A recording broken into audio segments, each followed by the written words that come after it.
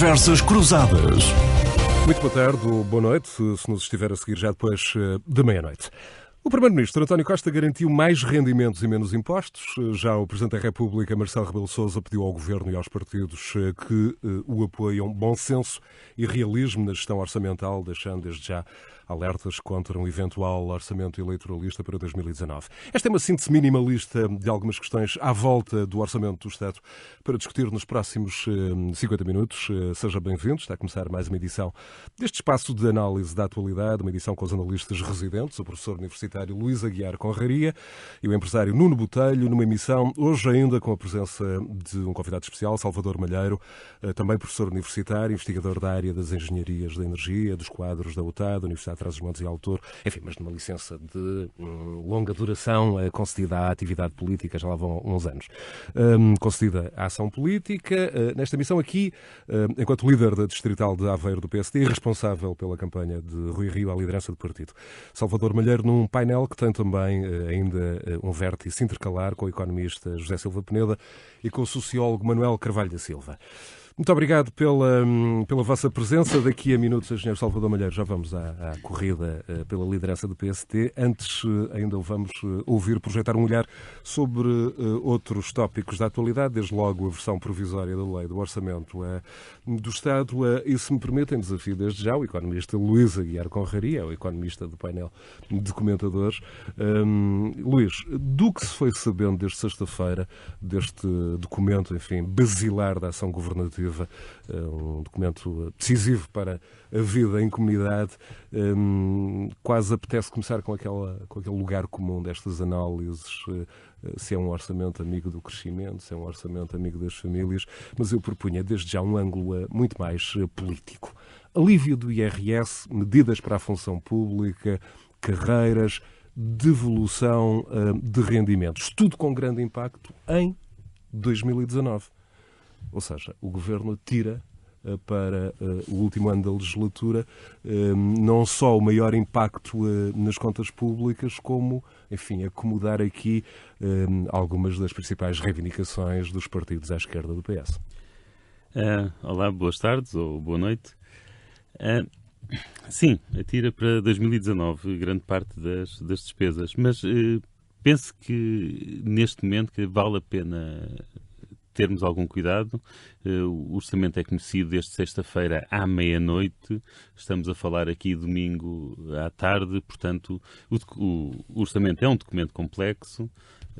Portanto, é perfeitamente possível que algumas das coisas que digamos aqui venham a ter de ser corrigidas nos próximos programas, ok? Portanto, não queria que... Acho que ainda é cedo para fazer leituras definitivas, até porque ainda pouca gente terá tido tempo para ler definitivamente o orçamento. Além de que muitas coisas, ou algumas coisas, se poderão alterar na especialidade.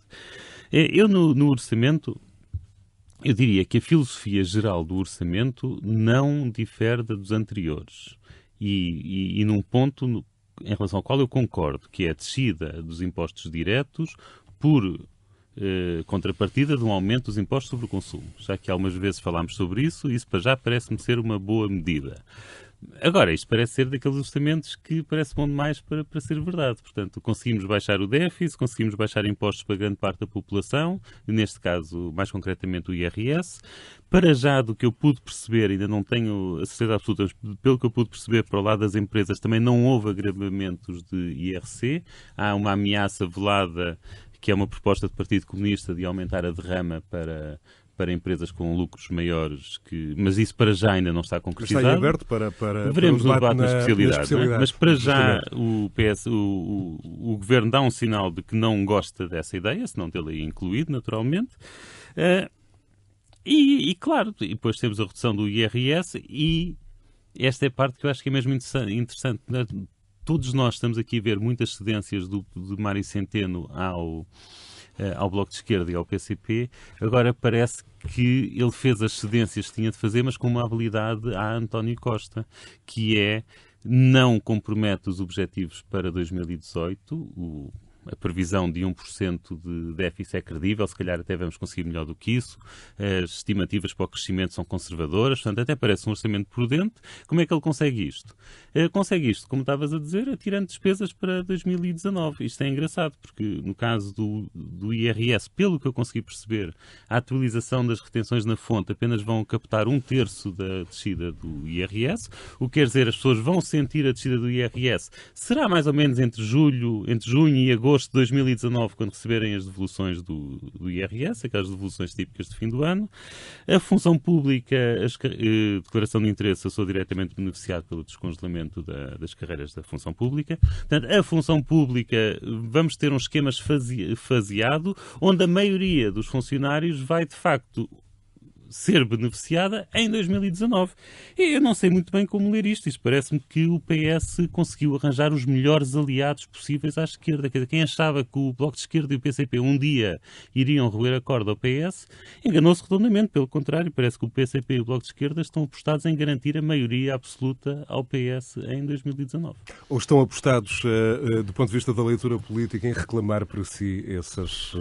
Mas não conseguem. Eles não estão no governo, não há hipótese. Não há hipótese, quer dizer, e já se viu um bocadinho disso nas autárquicas, e não há hipótese. Quer dizer, quem de facto conseguiu baixar os impostos, quem conseguiu criar as condições para baixar os impostos, ou alguns impostos e devolução de pensões e aumento das pensões por aí fora, é quem está no governo com a restrição de cumprir limites de déficit com os quais o Partido Comunista e o Bloco de Esquerda não concordam.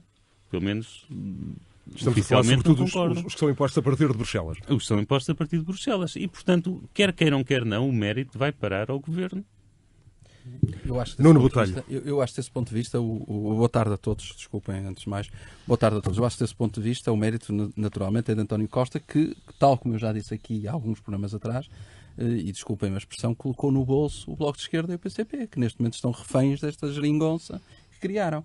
E, como perceberam nas autárquicas, façam o que eles fizerem, eles vão ser castigados nas próximas legislativas. E António Costa terá, digo eu, prevejo eu, mas sobre isso falaremos até mais à frente, a propósito do PSD, terá todas as condições para ter maioria absoluta e, desse ponto de vista, este governo, este orçamento, voltando agora ao orçamento, é bom demais para ser verdade, tal como dizia um pouco aqui o Luís anteriormente.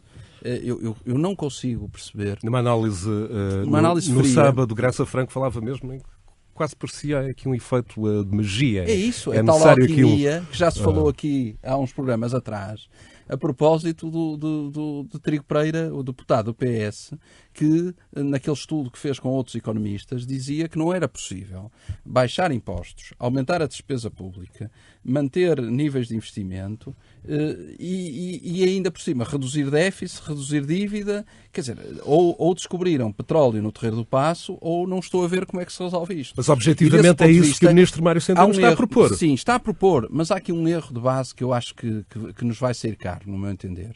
É que todos estes cenários, e estamos mais uma vez com todas as cautelas a falar de um documento que foi apresentado na sexta-feira, estamos domingo a discuti-lo, não conhecendo na totalidade e não tendo ainda sido discutido, nem aprovado, nem discutido na especialidade, portanto ele poderá ser alvo de algumas alterações e muitos ajustes. Mas atenção, as condições sobre o qual este orçamento está a ser trabalhado, condições externas e internas, são, a todos os títulos, no meu entender, e durante o ano vamos ver isso, erradas. A saber, as taxas de juro, todos os indicadores e todas as buzinas nos dão a entender que a nível da Europa vai haver alterações ao nível das taxas de juro. O BCE, a Reserva Federal Americana, vão, durante o próximo ano, subir as taxas de juro e isso poderá ter implicações na nossa economia, muito graves. O petróleo está a subir de preço, já está neste momento nos $60 e vai continuar a subir naturalmente. As contas para este orçamento não ultrapassam os $55. Portanto, desse ponto de vista, há aqui questões que têm que ser analisadas. O nosso principal mercado externo tem a turbulência que a Europa está a abrandar o crescimento. A Alemanha, Espanha está com a turbulência que nós sabemos aqui ao lado, a Alemanha está também. Temos algumas dificuldades na Holanda também. A França é o único país que aparentemente me parece que está a consolidar o crescimento e para o ano tem bons números de crescimento. Será o único. E a juntar a tudo isto, a nossa expectativa de crescimento para o próximo ano é mais reduzida do que foi o ano de 2017. Ou seja, se abrandarmos as exportações, se o turismo abrandar, o nosso país vai travar naturalmente. E, portanto, esta magia, esta alquimia do Partido Socialista vai ter naturalmente consequências e este orçamento vai ser muito mais complicado. Claro que nós já percebemos que depois, desse ponto de vista, surgem a magia das cativações, nada se gasta, nada se faz, e temos organismos públicos como a promessa das cativações serem controladas surgem muito mais pelos organismos públicos, como deputados. esta semana eu tive reuniões com organismos públicos a propósito de assuntos diversos no âmbito da minha atividade associativa, em que me diziam que têm quase 10 milhões de euros cativos em contas e que têm dificuldade em pagar a luz. Alguns organismos. Portanto, quando é assim, é evidente que é possível orçamentarmos tudo, pormos aqui números ótimos, vamos ter 1% de déficit para o ano, mas não temos a capacidade de continuar a pagar a saúde, a educação e todos os serviços básicos que o país necessita. Salvador Malheiro, seja bem-vindo. É um orçamento que vai buscar mais dinheiro ao crescimento económico para pagar mais despesa. É uma opção, evidentemente, de política económica, mas é a opção que devia ser feita nesta altura. Boa tarde ou boa noite, depende da hora em que nos estejam a ouvir. Um cumprimento muito cordial, quer ao Nuno, quer ao Luís. Dizer que estou aqui com muito gosto a partilhar as minhas ideias sobre esta temática, designadamente do orçamento. Não sou um especialista, o meu orçamento também passa muito o orçamento da minha casa, fazer ali o contrabalanço entre as receitas e as despesas, assim como da minha Câmara Municipal.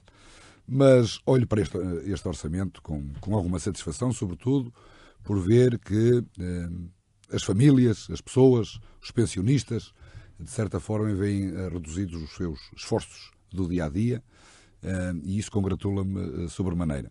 De todas as formas, penso que, sabendo que foi um ano que todos nós já sentimos extraordinário no que diz respeito ao turismo, às exportações, ver que este próprio crescimento existe, sobretudo desse lado e não a partir do consumo privado, poderia existir aqui também uma oportunidade para nós, de uma vez por todas, começarmos a dar sinais, não só para dentro, mas também para fora, de que nós estamos preocupados com aquilo que nós devemos.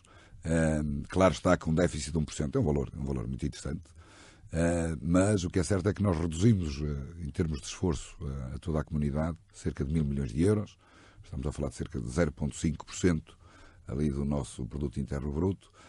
Penso que seria a hora também de, pelo menos, dar aqui algum sinal de que seria importante fazer reformas estruturais, seria importante nós olharmos para a questão da dívida como deve ser, porque ela aumenta em termos absolutos, se bem que todos possam dizer que reduz-se em termos percentuais porque o PIB aumentou, mas o que é certo é que ela continua a aumentar, mesmo num ano tão bom e num período tão bom para o nosso país.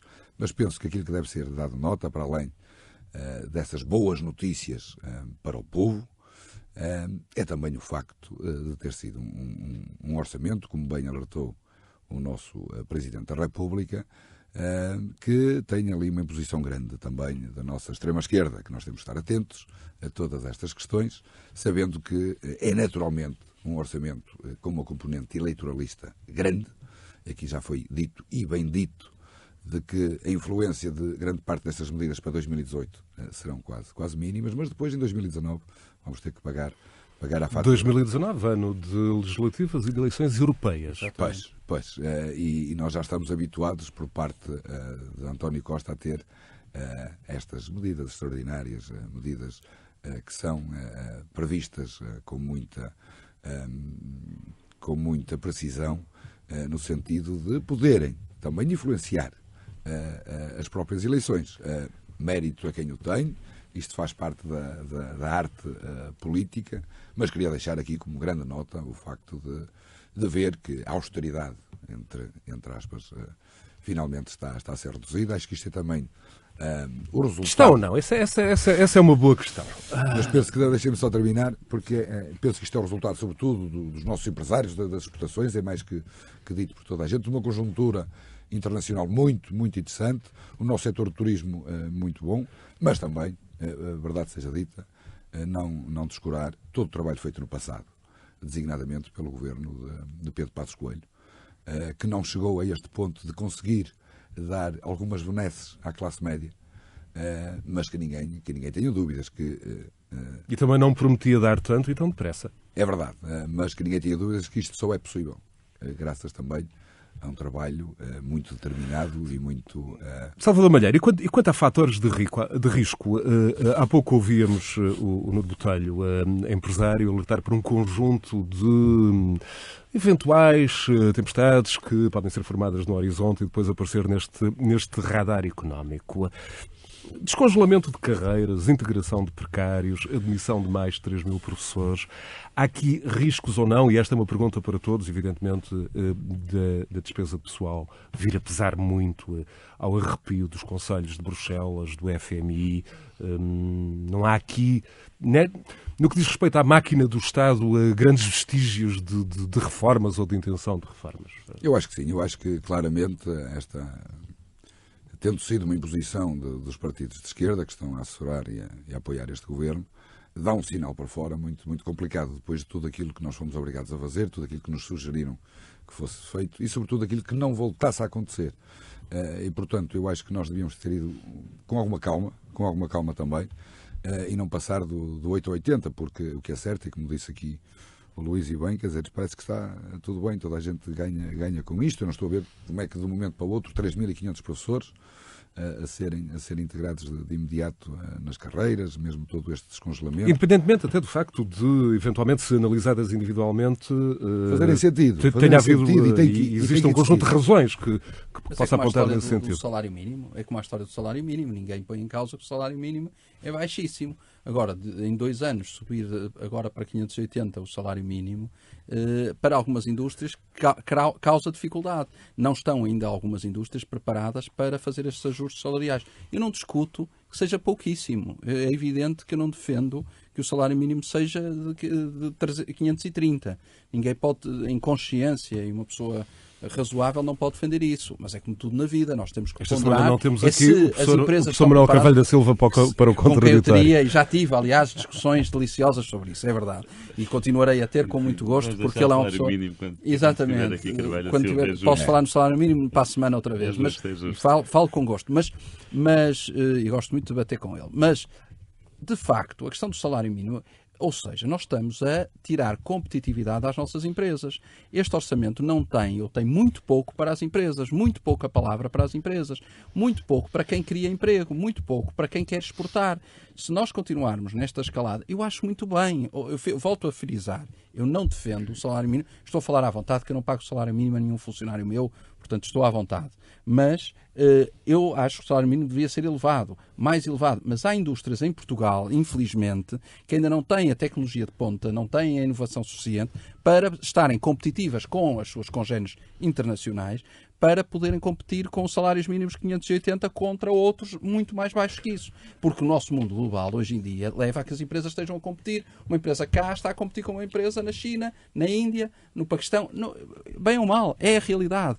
E, por decreto, aumentar o salário mínimo e não ter em conta que há, de facto, situações que não são passíveis deste ajuste, eu não concordo. Portanto, desse ponto de vista, este orçamento, quando falamos do orçamento em geral, para as empresas eu vejo muito pouco. Sim. E nós vivemos, hoje em dia, a folga que existe, que permite ter um orçamento eleitoralista, que estamos todos de acordo com mas, Carlos, e que vai ser ainda mais em 2019. Quanto à questão de devolução de rendimentos, as empresas, porque os empresários investiram, porque houve, de facto, este orçamento, de facto, está focado para a função pública, para essas clientelas políticas. É um orçamento amigo dos funcionários públicos? Claro, é a clientela política da esquerda e do sistema esquerda. E muito bem, estão a fazer por isso os pensionistas, os funcionários públicos, e desse ponto de vista, este orçamento está a olhar para essa clientela, esquecendo toda a outra, todo o empresário, todo o investidor, mesmo investidores internacionais. Os sinais que são dados são muito negativos. São muito negativos. Luís, porque, de facto, este orçamento, desse ponto de vista, esquece-os completamente. Mas lá ver, as carreiras na função pública estão congeladas desde 2010, não é? Portanto, volto a dizer, sou parte interessada. Desde 2010, portanto, já lá vão alguns anos. A grande maioria dos funcionários verão as suas carreiras ser descongeladas em 2019. Estamos a falar de 9 anos de congelamento. Quer dizer, Eu percebo, sim. E o contra-argumento sim, de que... eu percebo que o Estado, tendo pouco dinheiro, é normal que corte nas despesas salariais. E o contra-argumento de que, no limite, numa situação complicada, no privado, a fatura a pagar é, apesar de tudo, maior, ou pode ser maior, pode ser com o fim das empresas, pode ser com Pensemos no Estado como uma empresa. Qual é o patrão de uma empresa que sobe salários, tendo o nível de endividamento que o nosso Estado tem, tendo as necessidades de tesouraria que o nosso Estado tem, tendo as dificuldades que tem, aumentos de custos no que diz respeito à saúde todos os anos? Qual é a empresa que faria isso? Não, mas deixa-me voltar atrás. Mas o Estado não é uma empresa. Mas temos que ver como tal. E da mesma forma que seria um total disparate os empresários gerirem as empresas como se estivessem a gerir o Estado, também não podemos pôr o Estado a gerir, não podemos pôr os governantes a gerir o Estado como são geridas as empresas. As empresas podem despedir pessoas, o Estado não pode despedir os portugueses. São paradigmas completamente diferentes. Não compreendeste o que eu estou a dizer. Eu acho que compreendi. Eu acho que compreendi. Eu não estou a dizer os portugueses que trabalham com o Exatamente. Não é diferente, não estás a perceber. Estou a dizer. comparar o orçamento que existe e o orçamento que Agora, está aprovado é como se fosse um orçamento de uma empresa anual. É isso que eu estou a fazer. Eu não estou naturalmente a dizer que o Estado se deve demitir determinadas funções e deve pôr de parte determinadas coisas. Eu não tenho essa visão do Estado. Mas atenção. Deixa-me ir aqui mas percebeste o que eu quis dizer? O que acha é que o Estado não pode gastar mais do que aquilo que produz. Pronto, dito de outra forma. É a grande questão. Portanto, não me venhas dizer, nenhuma empresa neste país pode gastar mais do que aquilo que produz sempre. O Estado não produz.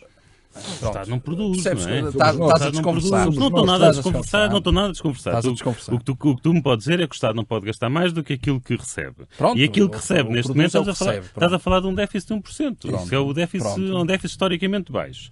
Estás a falar de... Mas é déficit. Mas é déficit. É déficit. É sim, senhor. E se nós estivermos sempre assim, nunca mais vamos conseguir. Mas, Carlos, esta questão colocada ninguém mais do que eu defende que se atinja rapidamente o zero e superávites e por aí fora. Na sexta-feira, numa entrevista ao público, o professor Daniel Bessa, um bocado na linha do que Salvador Malheiro estava a dizer, defendeu que a folga gerada pelo crescimento devia ser usada para mostrar que Portugal quer pagar a dívida, quer resolver o problema da dívida, dizendo que com este crescimento, no mínimo, tinha déficit zero. Eu recordo que no passado, faço justiça, Luís Aguiar Correria, quer aqui, quer no Observador, também sugeria uma proposta mesmo radical para reduzir o preço da dívida. Ou seja, bastava emitir um sinal, não se precisava de superávites, bastava não ter déficits, parar de aumentar a dívida resolvia o problema.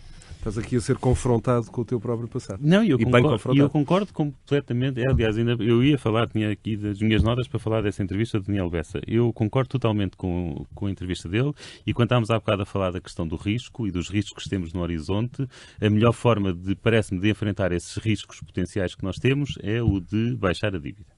Que é baixar os nossos compromissos para com outrem.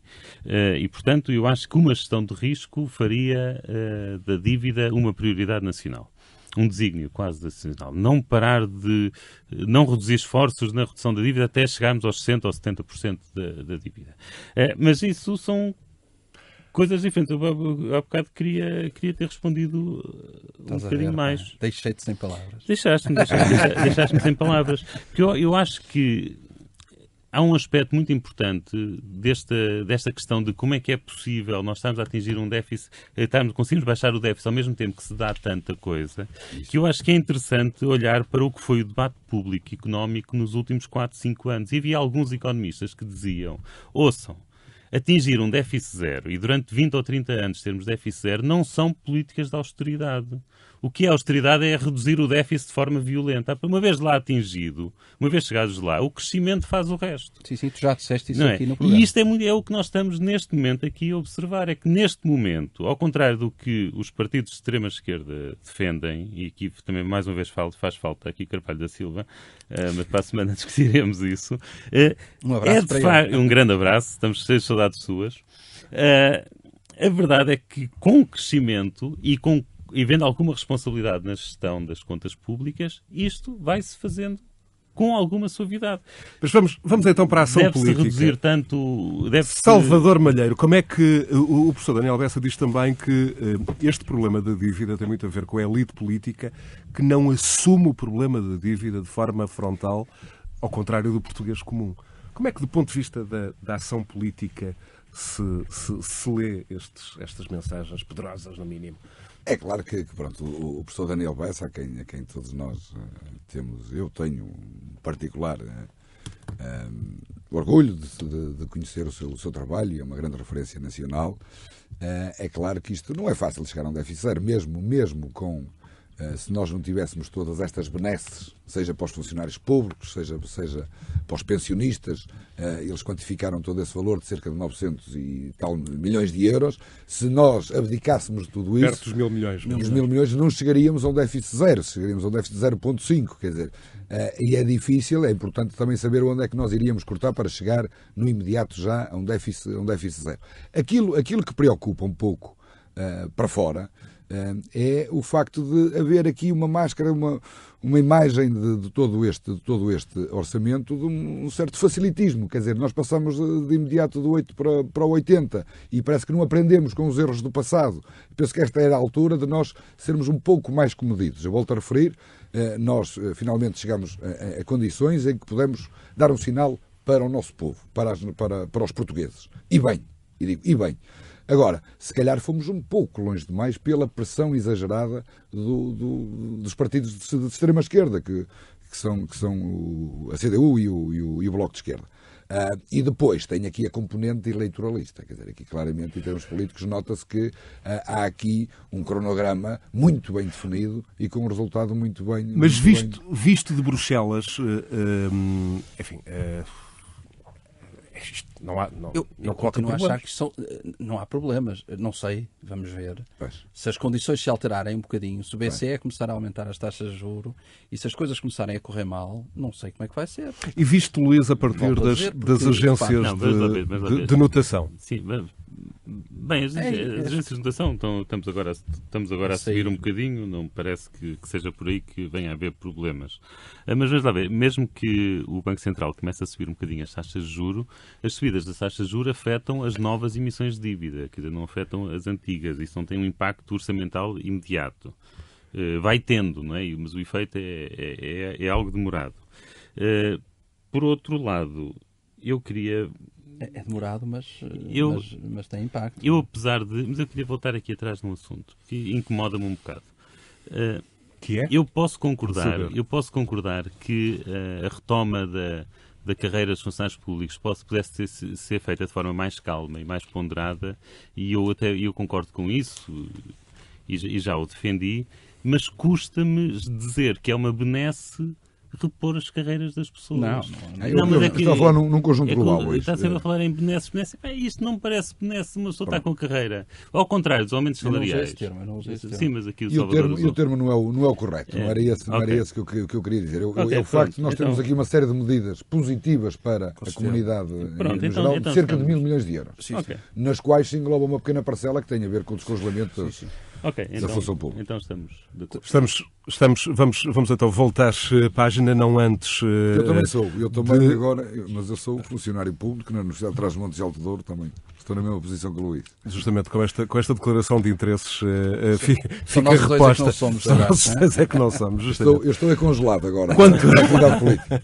Mesmo congelado. Quanto ao orçamento e ao impacto que a proposta de lei poderá ter na vida de quem nos está a ouvir, enfim, mais diretamente nos seus rendimentos, eu lembro que no site rr.sap.pt preparamos um simulador onde poderá testar todas as combinações possíveis.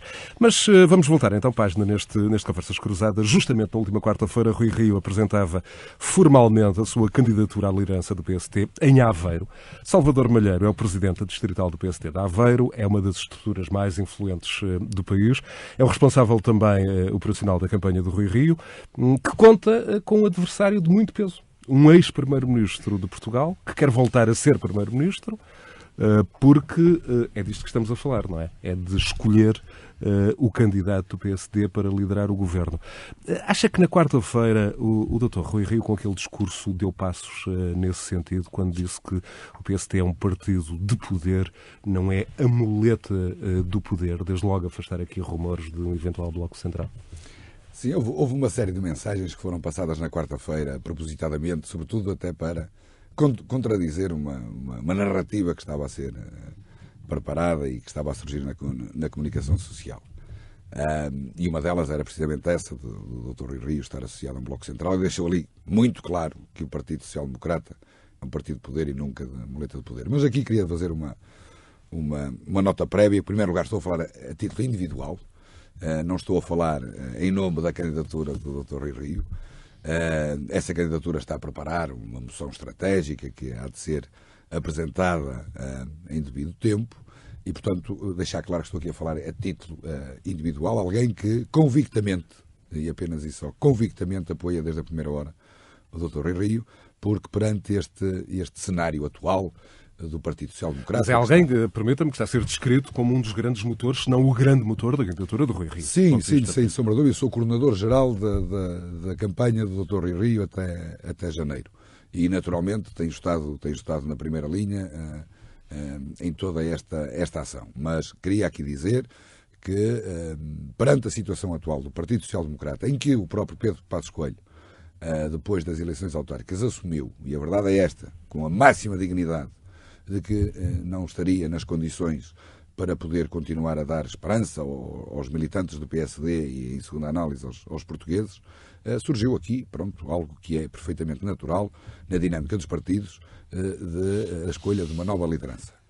E é nesse contexto que nós aqui estamos. Eu gostava que isto fosse feito o mais rapidamente possível, porque é certo que o Partido Social Democrata neste momento está num hiato em que praticamente não existe. O António Costa deve estar todo satisfeito com este aumento do período de campanha eleitoral. Nós tínhamos eleições pré-marcadas em dezembro e que passaram para janeiro. Vamos ter aqui 4 meses em que o PSD não está organizado, não está a funcionar no seu pleno, mas o que é certo é que eu penso que as mensagens foram bem passadas. Do outro lado temos um ex-primeiro-ministro a apresentar-se também a todos os militantes do PSD, e vou só deixar aqui esta nota e depois podemos voltar.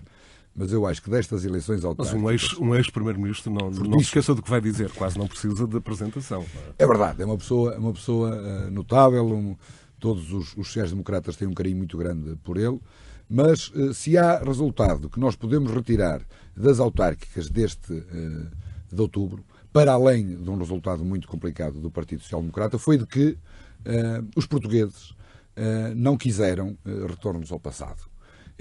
Com exceção do Isaltino Moraes, todos aqueles que quiseram voltar novamente a assumir as funções, seja de Presidente de Câmara, seja de Presidente da Junta de Freguesia, levaram um retumbante não. E eu penso que o que está em causa neste momento é precisamente isso. Passaram cerca de 10 anos, mais de 10 anos, da altura em que Pedro Santana Lopes foi Primeiro-Ministro de Portugal. Os tempos hoje não são os mesmos. A nossa sociedade mudou completamente. E, portanto, penso que... Mas esse discurso, Salvador Malheiro, não nos conduz à tese, de resto muito presente em colunas de análise e que poderá estar a ser passada um pouco para as bases do PST, que a candidatura de Rui Rio se afasta do legado de Passos e que rejeita o legado dos últimos anos, ao contrário de Santana, apesar de no discurso de quarta-feira em Aveiro, o Rui Rio ter feito especificamente uma nota em relação a isso. Não é esse o grande problema Eu penso que essa não é a questão, porque todos nós já percebemos. Aliás, foi o próprio Pedro Passos Coelho que assumiu que ele não estaria em condições para levar o Partido Social Democrata ao poder. Sim, também era evidente que Rui Rio estava a preparar para... Isso. Mas pior do que isso... Mesmo que Passos Coelho não se tivesse metido, à partida teríamos Rui Rio como candidato. Isso. Em qualquer circunstância. Penso que sim. Mas penso que... Estava a preparar já há bastante tempo. Mas penso que Santana Lopes personifica... Leia-se para benefício dos nossos ouvintes, mesmo que Passos Coelho tentasse uma recandidatura. Exatamente. Eu acho que esse era o cenário que o próprio Rui Rio idealizava. Não é? Penso que Santana Lopes personifica pior essa candidatura que poderia ser de Pedro Passos Coelho, quer dizer, ele fica no sítio de Pedro Passos Coelho com a mesma máquina. Penso que está em claramente piores condições do que o próprio Pedro Passos Coelho. Mas aqui o que é importante, eu penso que é o futuro. É o futuro e Portugal, que nós já aqui falamos no que diz respeito ao orçamento. Portugal precisa de ação, precisa de reforma, precisa de alguém que, depois de ouvir as pessoas, tenha um plano de ação a longo prazo, que seja alguém com determinação para executar, para concretizar aquilo que esteja previamente delineado, e não tanto aquele improviso, aquele show-off, porque sabemos que Santana Lopes é mesmo muito bom no que diz respeito à comunicação, é um homem que sabe que cria empatia fácil, mas o que nós queremos neste momento é ação, concretização, fazer em Portugal aquilo que todos nós sentimos que deve ser feito, sobretudo os sociais-democratas. Já sabemos que Salvador Malheiro acha que esse homem é Rui Rio, Nuno Botelho. Enquanto analista acha. Enquanto analista tem opinião. Tenho opinião. Eu respondendo ao Luís Aguiar Conraria, alguns ouvintes mandaram-me mails, 2 em concreto, a perguntar se eu era ou não militante do PSD, a propósito do último programa. Desculpa, não devia ter falado nisso. Não, muito bem. Não, sem problema absolutamente nenhum. Eu sei que é sem problema, mas não devia ter falado na mesma. Não tenho qualquer segredo na minha vida, esse é menos um. Não sou militante do PSD há 4 anos, já fui, não sou há 4 anos, a quando das últimas autárquicas, em que assumi funções, em 2013, assumi funções como diretor de campanha do Dr. Rui Moreira, entendi pedir a desvinculação do PSD. E, portanto, não voltei a vincular-me, mas tenho opinião sobre isso, naturalmente, até porque conheço os dois candidatos. Conheço os dois candidatos. Saiu do PSD ou foi o PSD que saiu de si? Se calhar, no Porto em concreto, em 2013, foi o PSD que saiu de mim. Eu acho que eu não me revia naquele PSD que apoiava na altura Luís Filipe Menezes para a Câmara do Porto. Estou perfeitamente à vontade para o dizer e volto a dizê-lo todas as vezes que forem necessárias. Acho que foi um candidato errado, num tempo errado, e o tempo provou que Rui Moreira foi, de facto, o melhor candidato e tem sido o grande presidente da Câmara. Mas agora com maioria renovada. Quando se olha para o futuro... Quando se olha para o futuro, e eu falando dos 2 candidatos, acho que o PSD tem em mãos 2 bons candidatos. De facto, com perfis, diria eu, radicalmente diferentes. Estou a falar porque conheço os 2. Radicalmente diferentes. Um perfil mais cerebral, mais técnico, que é o do Rui Rio, obviamente íntegro e muito capaz, e ao mesmo tempo temos um homem mais emotivo, mas também cerebral, genial em alguns momentos, e também ele muito capaz e também ele muito sério. Se há coisa que Santana Lopes nunca foi acusado, foi de qualquer outra atitude que não também de seriedade. Ou seja, o património da seriedade é de todos. Traduzindo essas qualidades, do ponto de vista da candidatura do PSD ao cargo de Primeiro-Ministro de Portugal em 2019. Eu não tenho que tomar uma posição. Agora, acho que, de facto, os militantes do Partido Social Democrata têm perante si 2 desafios totalmente diferentes, 2 caminhos que, no meu entender, são diferentes. Eu gostaria de perceber melhor. Já percebi que, por exemplo, Santana Lopes, no que diz respeito à regionalização, é claramente contra. Não sei ainda bem qual é a posição de Rui Rio relativamente a essa questão. Ainda não sei porque não me inteirei de saber e, portanto, até podemos ter aqui a oportunidade de perceber um bocado isso. Sim. Quanto à descentralização, são questões que eu acho que são muito importantes para quem está também de fora a seguir esta luta. Eu penso que é outra mensagem que importa aqui clarificar de imediato, porque passa-se a ideia, sim. E desculpa... Não, dá à vontade. Passa-se a ideia imediata de que Rui Rio, quando há uns anos atrás marcou a sua posição clara de que era contra a regionalização, que neste momento tem uma posição claramente a favor. Não é isso que se passa. O que se passa é do diagnóstico feito, e o país tem os diagnósticos todos feitos, esta é a altura de agir, sim. como ele bem diz. A questão é de que nós temos a dívida a continuar a aumentar e ela aumenta não é pelas instituições locais, aumenta na administração central em tudo isto. Quer dizer, nós vemos um sistema que não funciona neste momento com as nossas áreas metropolitanas, com as comunidades intermunicipais, os distritos que não fazem sentido nenhum e depois o que é que nós temos que fazer pela frente? Este modelo que está serve ou não serve? E o que o Rui disse claramente é que não serve. Mas, portanto, é a altura de nós analisarmos, de recebermos todos os contributos, refletirmos, para aí sim, comprometendo o máximo de gente, apontar para um caminho e segui-lo, ter um plano de ação e concretizá-lo. É isso que ele diz. Ele não diz que é a favor da regionalização. O que ele diz neste momento é que não está de acordo com o atual status quo nesta matéria. Sim. E que temos que fazer algo. E, portanto, não Sim, nada. Só para concluir, eu acho que, de facto, e muito bem, mas são estas as questões que eu acho que são importantes de discutir e perceber qual o caminho que o PSD vai seguir.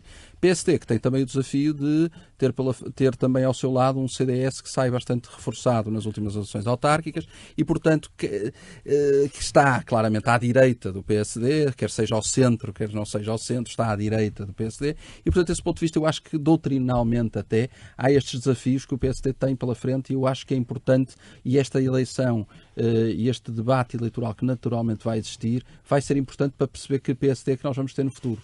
Eu espero, como português, que saia um PSD reforçado, que saia um PSD de facto mais forte, que tenha uma oposição mais firme, que tenha uma oposição mais coerente e desse ponto de vista mais estruturada e que a bem do nosso país possamos, porque assim podemos todos... Luís Aguiar Conraria, que corrida para a liderança do PSD podemos ter? Eu confesso que não consigo levar a sério um partido que considera seriamente a hipótese de voltar a ter Santana Lopes como presidente, como líder. Acho isto surreal. Bem, se Santana Lopes representa o legado de Passos Coelho, então tenho a dizer que é um legado péssimo que Passos Coelho deixa e acho que a pasoquização do PSD é um castigo merecido. Eu acho que ele, enquanto Primeiro-Ministro de Passos Coelho, foi uma pessoa importante, conseguiu tomar decisões importantes, conseguiu... vemos agora até pelo desenvolvimento do caso Sócrates, até na questão judicial e da nomeação das pessoas certas para a Procuradoria, ele foi uma pessoa importante.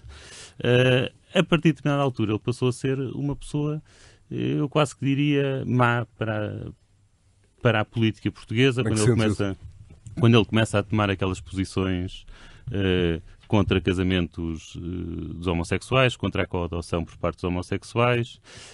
Depois, mais tarde, aparece-nos aqui a apoiar explicitamente, não se limitou a ficar calado, candidatos como André Ventura, e acho que numa altura em que o discurso xenófobo começa a ganhar força em toda a Europa, aparecer Passos Coelho a apoiar uma pessoa como André Ventura é um mau sinal para a democracia, começa a ser nocivo. E se o legado depois é deixar dos Pedro Santana Lopes, caramba, então isto de facto é um péssimo legado que ele deixa. Eu acho que mas em relação a Pedro Santana Lopes, qual é o... Eu acabei por não perceber exatamente... Agora, Santana Lopes, quando estamos a falar de Santana Lopes... Eu acho que, desculpa só... Quando estamos a falar de Santana Lopes, estamos a falar de uma pessoa que deixou a Câmara da Figueira da Foz endividadíssima quando lá passou, andou a fazer festas enquanto lá esteve e depois saiu depois das festas feitas, os outros que arrumassem a casa. É uma pessoa que nós não temos a sensação de se conseguir aguentar muito tempo no mesmo lugar. É uma pessoa que está mesmo... a desempenhar um ótimo papel na Santa Casa da Misericórdia, que é elogiada em vários quadrantes. De resto foi reconduzido pelo Primeiro-Ministro António Costa. Está há 7 anos na Santa Casa. É uma pessoa que, enquanto Presidente da Santa Casa, andou durante um ano a ponderar uma candidatura à Câmara de Lisboa, arruinando completamente as possibilidades do PSD ter uma palavra a dizer na Câmara, porque obviamente ele era o candidato preferido e sem ele dizer que não se podia chegar nem à frente. Quer dizer, eu acho que até do ponto de vista do amor próprio dos sociais-democratas, e eu não sou nem nunca fui militante, já que estamos a falar nisso, até do ponto de vista do amor próprio dos sociais-democratas, irem eleger esta pessoa, que se calhar é um dos principais culpados da grande derrota eleitoral do que o PSD teve, até isso me parece quase chocante, porque é bom lembrar isto. O PSD, comparado com as eleições de há 4 anos, não perdeu votos nenhuns. Até ganhou votos. Perdeu foi em Lisboa e no Porto. Vamos à questão das más soluções. De forma muito dura. Detém na linguagem corporal. Mas deixa, eu preciso mais, só mais duas frases. Só mais duas frases. Claro. De forma muito dura, mas enquanto que no Porto havia uma candidatura de direita muito forte, certo, que é o do Rui Moreira, onde muita gente de direita se revê nele e, portanto, muita gente que até fará parte do eleitorado tradicional do PSD, em Lisboa não havia. Era PS, PCP, Bloco de Esquerda e CDS e PSD. Portanto, eram os candidatos absolutamente tradicionais e, em grande medida, por culpa, ou também como consequência de uma... Eu não quero dizer sacanice, porque eu não estou dentro da cabeça dele para saber se ele fez isto de propósito ou não. Mas, como consequência das muitas dúvidas que Santana Lopes teve durante um ano, o PSD teve uma derrota humilhante em Lisboa. É verdade. Para benefício dos nossos ouvintes, na linguagem corporal de Salvador Malheiro, tentava alguns elementos de concordância com a opinião de Luís Aguiar Conraria, mas no caso de Nuno Botelho nem pensar. Acho que o retrato de Pedro Santana Lopes, e eu volto a dizer, eu não sou aqui advogado de defesa de ninguém, mas que tenho a maior consideração pessoal pelo Dr. Pedro Santana Lopes, que foi primeiro-ministro do nosso país, até em condições, diria eu, difíceis, e que se calhar hoje ele se arrepende, digo eu, estou a falar, é a minha opinião, ele nunca me disse isso, mas é a minha opinião, mas que foram em condições muito difíceis. Se calhar fez um longo trajeto, um longo percurso, um longo chamada travessia no deserto ao longo destes últimos anos. Diria eu que desse ponto de vista assumiu uma posição hoje de um senador do nosso país que não tinha à época. É uma pessoa que deve e merece a nossa consideração e o nosso respeito. Mas o PSD deve apresentar um senador na candidatura. Não sei, mas isso deve ao PSD. À liderança do governo. Isso tem a ver com as questões, eu acho que Pedro Santana Lopes candidata, estamos todos de acordo e ninguém aqui é ingênuo, candidata-se porque, na minha opinião, estou eu a dizer, porque efetivamente não houve outras pessoas na área, digamos assim, oposta à área que Rui Rio defende, que se apresentassem a votos. Isso temos que perceber. Está a dizer que Santana se candidata para evitar que Rio vença. Se calhar, eu acredito que sim, mas isso é normal num partido político que te defende, que tem tendências lá dentro, que é normal, todos têm, no PS também o tem, o PCP não tem porque nós não conhecemos isso, mas o Bloco de Esquerda também o tem. Portanto, eu acho que é normal haver dentro de um partido tendências, e é normal que Santana Lopes defenda uma tendência diferente daquela que o Rui Rio defende, e é perfeitamente legítimo. Estamos a chegar ao fim do nosso tempo. Salvador Malheiro, e como é que vai ser este debate nos próximos meses? Desde logo, a candidatura do Rui Rio não ficou propriamente agradada com a decisão relativamente a calendários. Deste fim de semana temos também indicações de que, do ponto de vista orgânico, parece haver receios. Há notícias de um protesto junto da Secretaria-Geral pela colaboração na candidatura de Santana Lopes, do Secretário-Geral Adjunto, também de Tiago Sá Carneiro, adjunto da Sede Nacional. Há aqui uma exigência de que a atual liderança cumpra uma neutralidade prometida, é isso? Tem que ser, tem que acontecer. Agora, dizer que o facto de nós termos só eleições em janeiro, que é prejudicial, não é isso. Nós temos todo o gosto em ir para o terreno, falar com os militantes, são aqueles que votam, passar a nossa mensagem. E como é que vai ser o debate Santana-Rio? Vamos ver, estou curioso. Não sei quais serão os argumentos de Pedro Santana Lopes. Nós temos um argumentário muito, muito preciso. Nós sabemos que o resultado deste ato eleitoral é depois ter um presidente do Partido Social Democrata que tem que ser um homem de ação. O pós-eleições internas tem depois todo aqui um campo de concretização que é absolutamente necessário, e aqui nós temos que comparar as duas personalidades. Quem é que é o homem de ação, quem é que é o homem de traçar um rumo a longo prazo e concretizá-lo, e quem é que é um outro do improviso, de estar sempre a duvidar daquilo que possa fazer. Como é que nós, há um ano atrás, o Santana Lopes, ou há meio ano atrás, disse que não ia à Câmara de Lisboa porque estava muito bem e tinha um trabalho notável para fazer pela frente, que havia uma comunidade que esperava por ele em Lisboa e como tal não podia sair da Santa Casa da Misericórdia, e agora, envolvidos alguns meses, tudo se altera. Nota-se claramente que possa estar aqui a fazer um frete, que a palavra é mesmo esta, para todos aqueles que veem o Rui Rio como uma ameaça. E eu não acho que seja uma ameaça, eu acho que é uma oportunidade para o país de nós termos alguém que tenha uma determinação com provas dadas. Salvador Malheiro, vamos deixar daqui a pouco os ouvintes na antena da Renascença e vamos continuar em rr.sap.pt, mas qual vai ser, em síntese, do seu ponto de vista, o argumento decisivo para Rui Rio ganhar? Aquele que vai ter de ser passado para a militância do PST? A de que dá mais garantias de ser Primeiro-Ministro? Desde logo de que, em termos comparativo, de ser a pessoa mais bem posicionada para ir a eleições contra António Costa, aquele que recebe e recolhe por parte dos portugueses uma aceitação para esse fim, e o Partido Social Democrata nunca se pode esquecer que é um partido do arco da governação, que a qualquer momento poderá estar no poder, às vezes, e se calhar, e provavelmente até num timing diferente daqueles que todos aqueles poderiam estar a perspectivar, e portanto é aquele que tem a melhor imagem para poder ser futuro Primeiro-Ministro, de alguém determinado, com uma capacidade de trabalho forte, mas sobretudo alguém que planeia, que traça uma estratégia e que depois não só termina quando existe essa concretização. Agora só em rr.sapo.pt vamos ainda à volta desta questão da candidatura à liderança do PSD. Vamos só muito rapidamente, estamos aqui numa mesa jovem, o argumento de que desta vez a geração de 70, a geração de 80 fica completamente fora da corrida. Ou seja, os quarentões, os cinquentões, Eu sou de 62. com o que isso de renovação possa implicar. Nomes como Pinto Luz, Luís Montenegro, José Eduardo Martins, Pedro Duarte, Paulo Rangel, o que é que... Eu diria, até para começar esse debate, há muita gente envolvida em ambas as candidaturas dessa geração.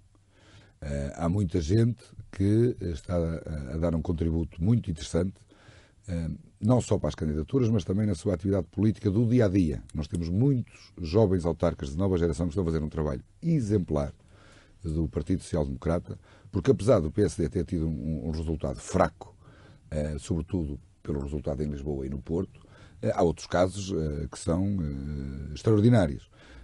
E, portanto, eu diria que, e o PSD sempre deu nota de que depois de terminada esta pequena batalha, tem que se unir, tem que ir buscar os melhores quadros, tem que saber aproveitar o mérito e a competência, e o Dr. Rui Rio está claramente nesse diapasão de ir buscar os melhores, independentemente se eles têm 30 anos, têm 50 anos. Ou seja, essa renovação geracional vai acontecer naturalmente, independentemente de uma liderança sexagenária. Se bem que se nota desde já, mesmo deste período embrionário da campanha eleitoral, de que do lado da candidatura de Pedro Santana Lopes exista ali uma necessidade maior de continuar com o mesmo status quo existente em São Caetano Lapa, na sede do PSD. Portanto, há muita gente com valor que neste momento pertence ao aparelho do Partido Social Democrata, que merece ser aproveitado, mas não tem que ser todo. Luís, este fator geracional merece ser discutido, Luís e Nuno Botelho?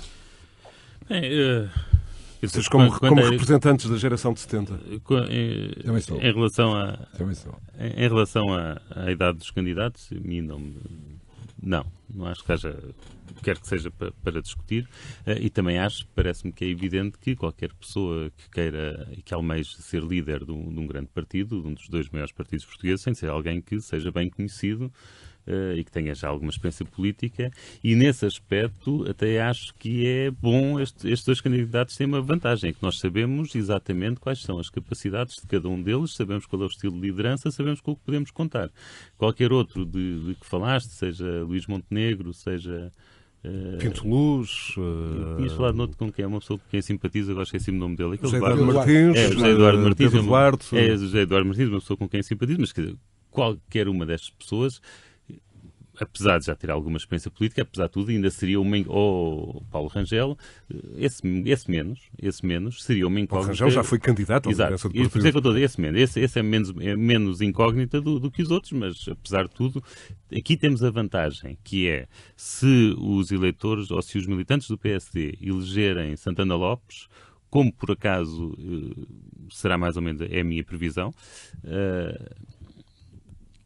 eles não elegeram enganados. Eles sabem perfeitamente o que estão a eleger. A tua previsão é que o Santana Lopes ganha. Essa é a minha... Não é previsão no sentido de aposta. Se estivéssemos aqui a apostar um jantar, eu apostaria no jantar. Nesse raciocínio, Luís, eu vou em qualquer circunstância. Estás a incluir o raio de que, por exemplo, o Expresso dá conta este fim de semana de Santana Lopes no norte, em territórios tendencialmente mais favoráveis a Rui Rio. Há notícias, já agora Salvador Malheiro de um encontro, por exemplo, com Rui Moreira, esta semana. Rui Moreira, que Rio ajudou a eleger em 2013, reuniões também de Santana Lopes com figuras do setor social, das misericórdias, enfim, Porto e Braga, grandes prioridades de Santana Lopes.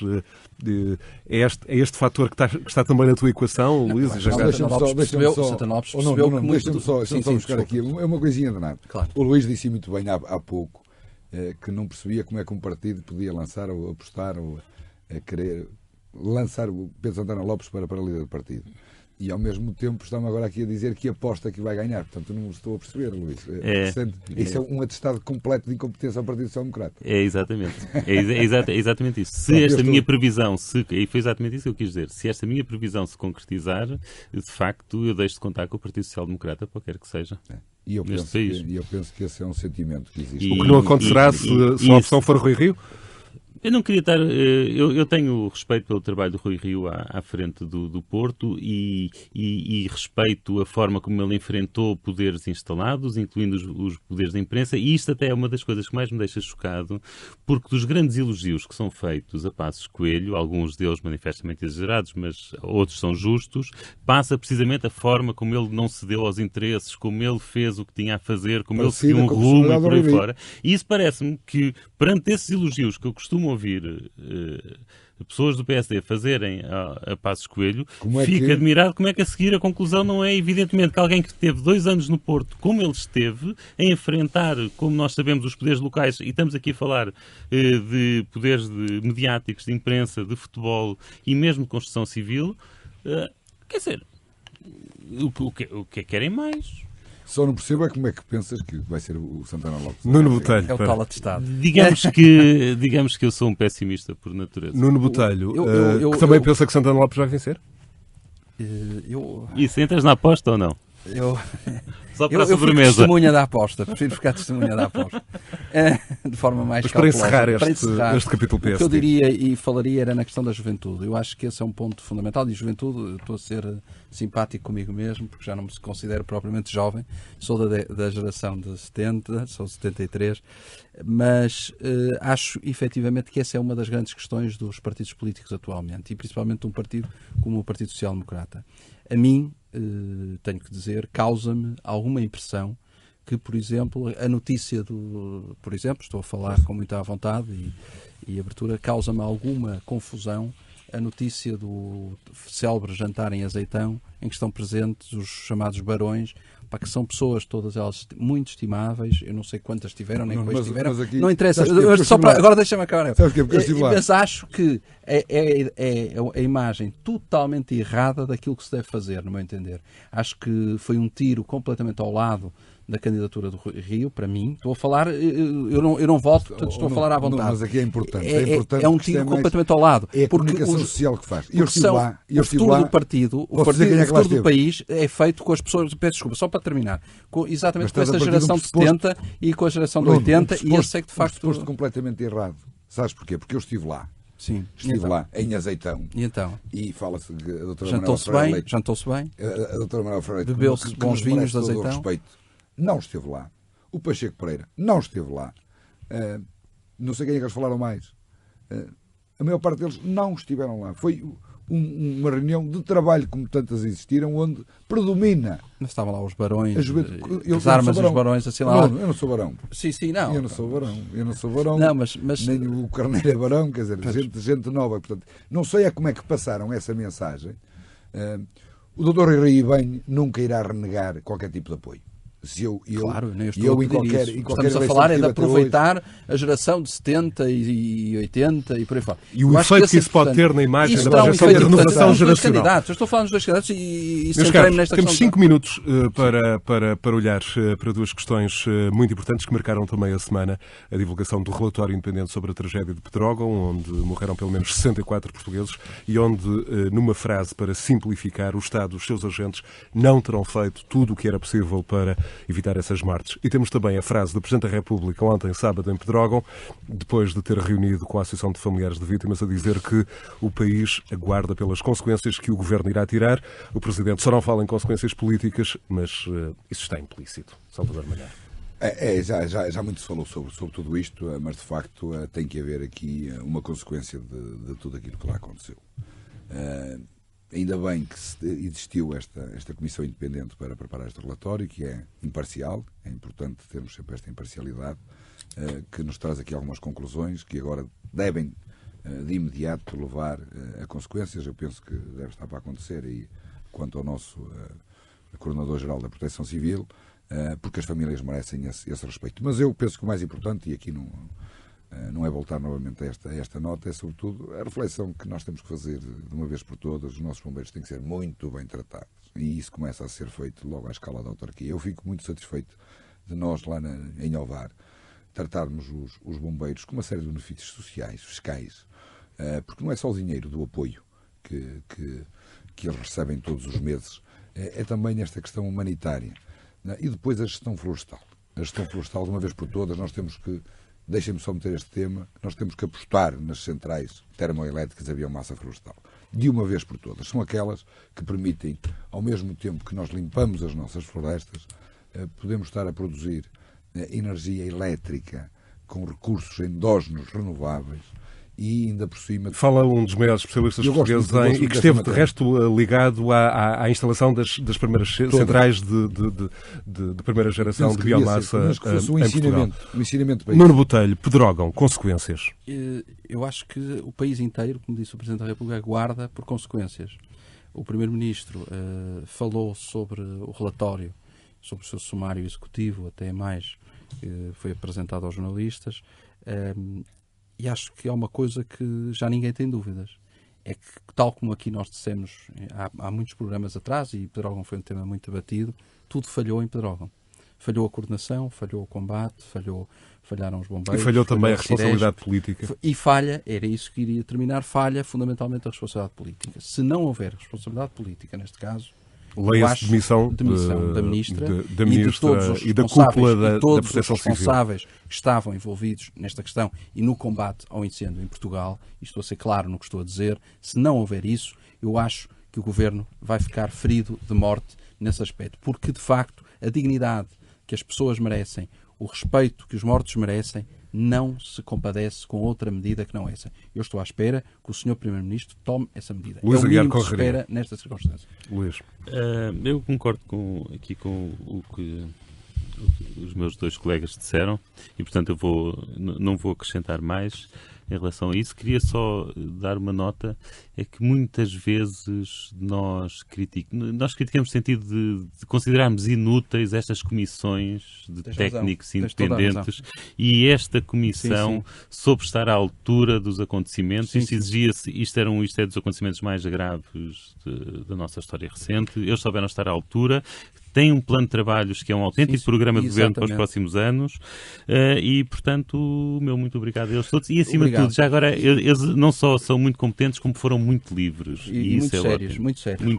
Uma última nota para o caso Marquês, o caso mais grave de sempre da nossa democracia, que vai deixar marcas duradouras, o que quer que se passe daqui em diante. Já agora, prossigo contigo, Luís. Uma nota tão breve quanto possível. É um caso que, evidentemente, mereceria...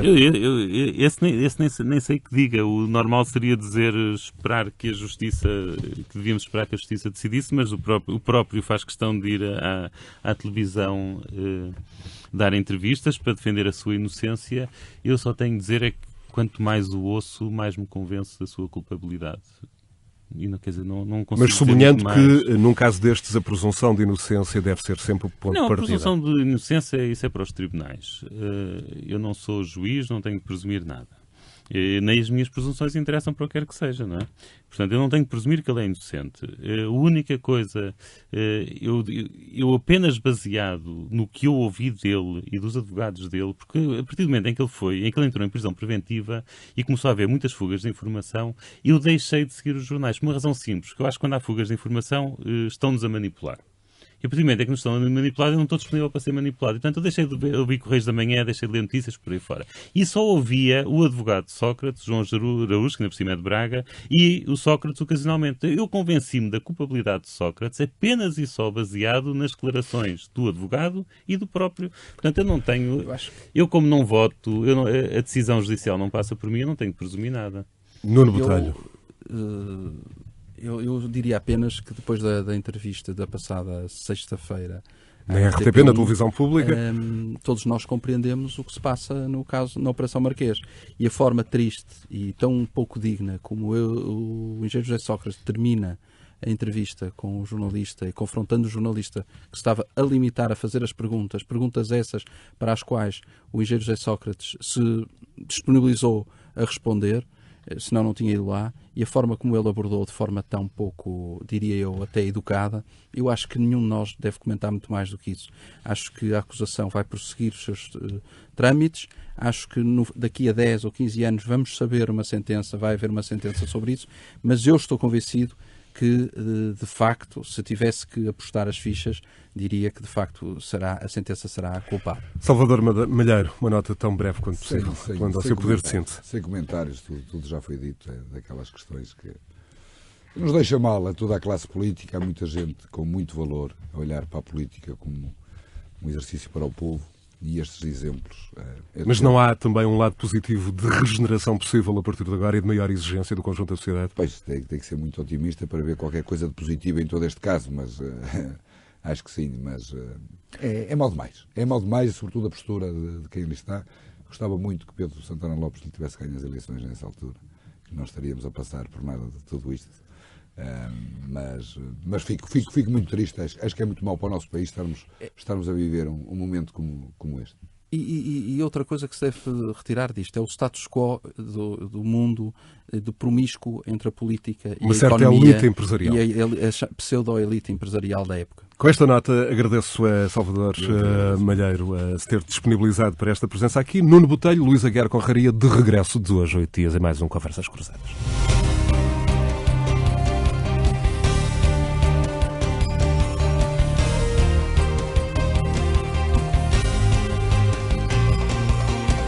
Conversas Cruzadas.